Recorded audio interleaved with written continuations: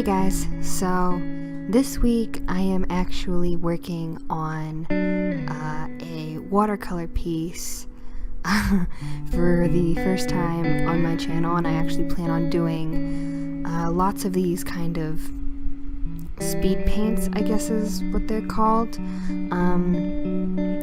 Anyways, I had been wanting to do videos like these for quite a while, but I was never really quite sure how to do them, and so this week I decided to just sit my butt down at my table and just get to work on one. So here is the initial sketch that I am inking out with a Faber-Castell artist pen, and I'm just basically going through and inking the entire piece because I don't trust myself enough yet to just go in with pens, so I had to sketch out the entire thing, and it took a really long time because I didn't know where I wanted to take this piece. And so, like, I'm not even joking, it took me 3 days to sketch out this piece, and then, 2 to ink it and color it in. So yeah, this piece was a commitment, but hopefully as time passes I'll be able to get a lot faster at sketching them out and actually inking and painting them.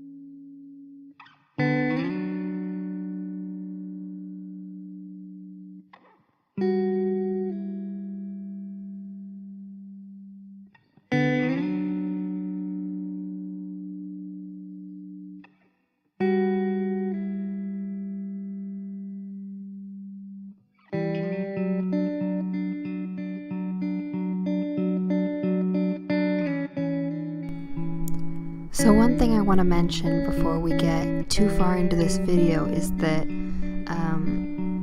like I had mentioned earlier, this piece was taking me so long to do that there were points where I couldn't physically sit still any longer, and so there are a couple of jump cuts throughout the video where I had to take a break and get up and move around. But I also must admit that there were times where the camera I was using would run out of space because I record my videos using an iPhone. I would run out of space,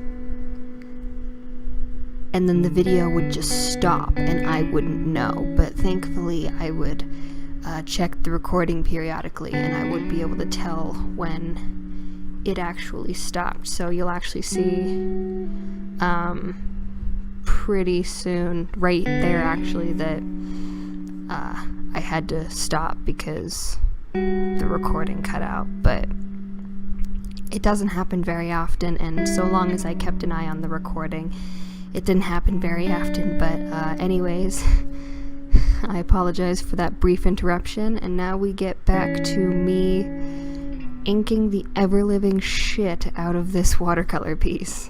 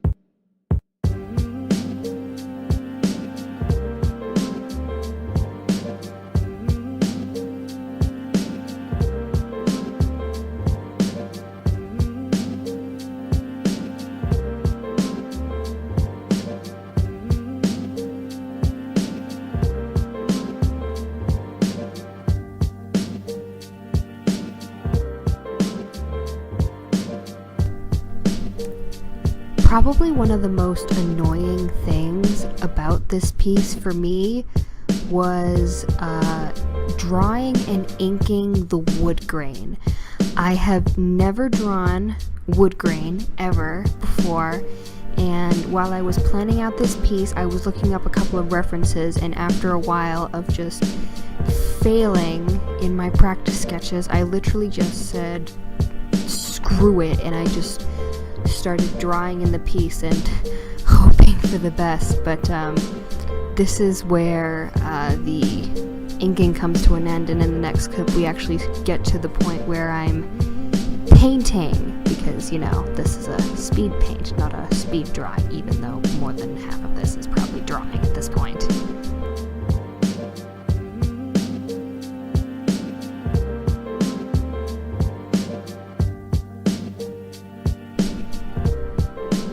So now we've gotten to the fun part of the video. Yay! If you're still watching, then you will notice at this point that I am doing a shit ton of erasing, and that is because I'm trying to get rid of all of the pencil lines that you can see from my undersketch and just getting rid of them. There really isn't too much more to say about that, but this is where I begin coloring in my sketch, and that little mushroom thing that I'm using right there, if I'm just going to pause this little rant, that is a little mini vacuum that I bought off of Amazon recently. I saw that Joy-san, another artist on YouTube, she had recently gotten one so that she could pick up like the little eraser, not nubs, but like eraser shavings and pencil shavings that got all over her desk, and she used it. And so I was like, oh my god, I need to get myself one of those, and so I bought it off of Amazon, and I really like it. It's really super cute because it's a little mushroom. But anyways, back to the speed paint. This is where I start coloring in the now inked piece, and if I'm being perfectly honest, I didn't really put too much thought into the colors that I was going to use. I knew I wanted to,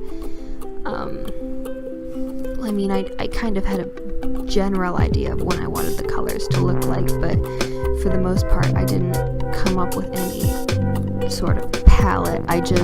If I'm being perfectly honest, I used every single color that is on my watercolor palette. I have just one of those simple 11, 12 color watercolor sets, and I used pretty much every one, but that's mostly because the books in the background on the bookshelves, I wanted them to be different colors, because I wanted them to be, I guess, interesting and eye-drawing.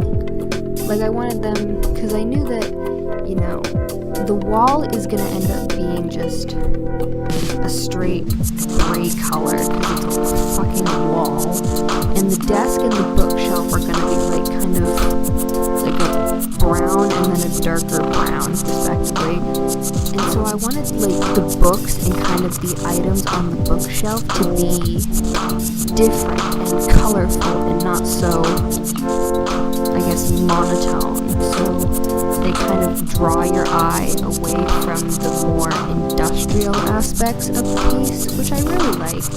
Honestly, I think books are kind of a great way to add personality and color to a piece without making the piece seem really overworked. Because in some pieces where like a lot of colors are used, sometimes the amount of colors that you use can be overwhelming to the viewer, but with books, like in the background of a piece, in my opinion, I think it just adds a lot of personality and a welcomed hint of color to the piece, but that's honestly just my opinion. And so I just continue doing this for a while. I'll come back when there's something of note to mention.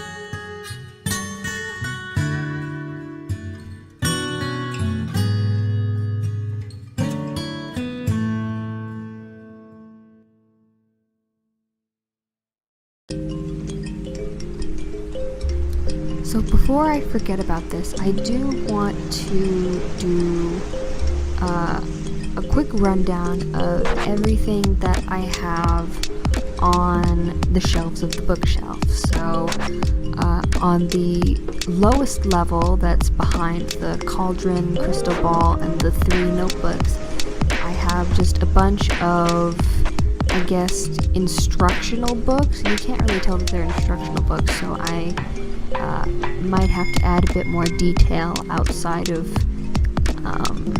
filming to kind of give more of that impression. So the first shelf of books are kind of like instructional magic books, like Wizarding 101 or whatever.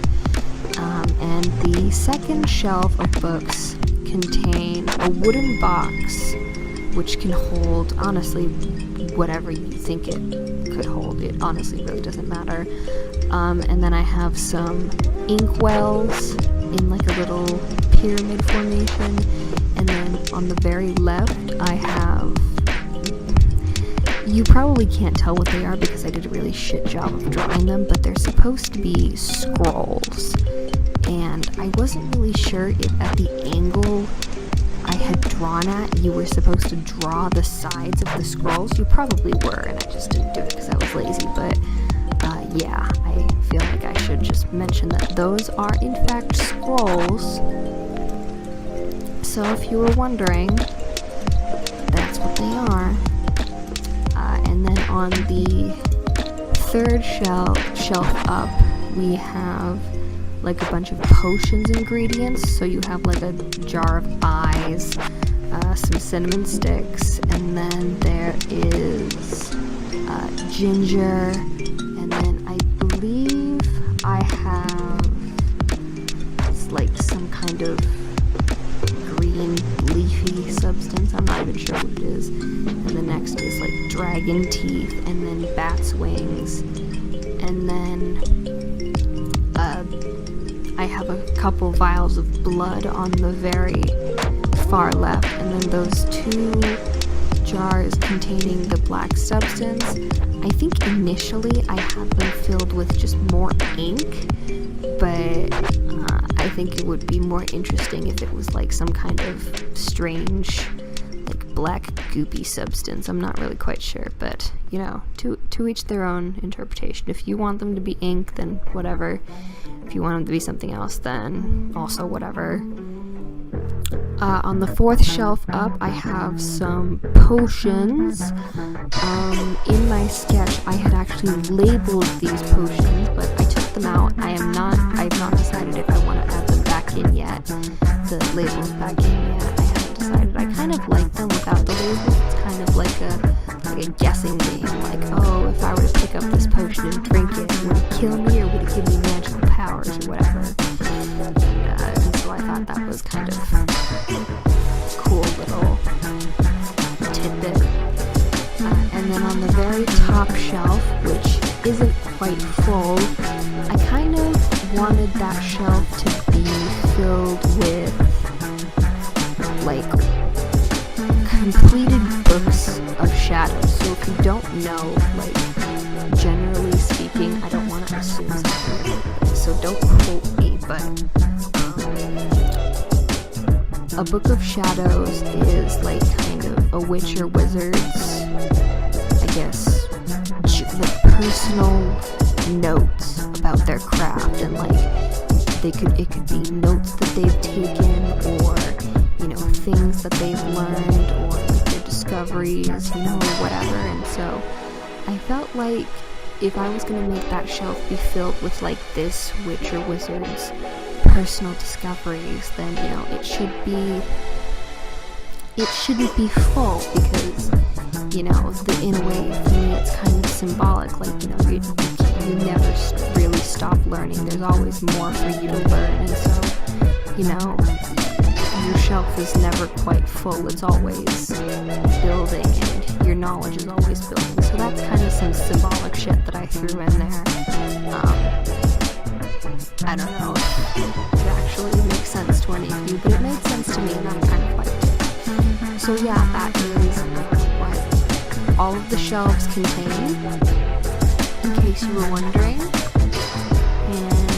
return when I have other things of note to say.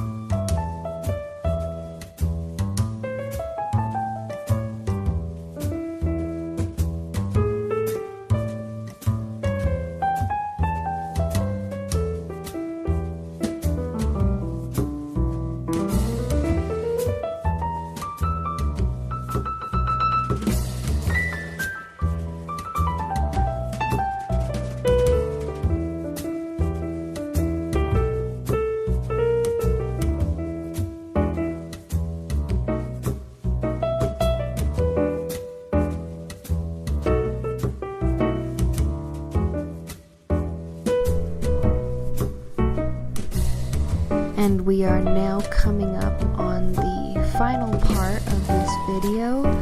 As you can see, I'm just finishing up the major portions of color that need to be filled and adding in details where I feel they need to be added, and just generally finishing up the piece after 5 days of non-stop procrastination with it.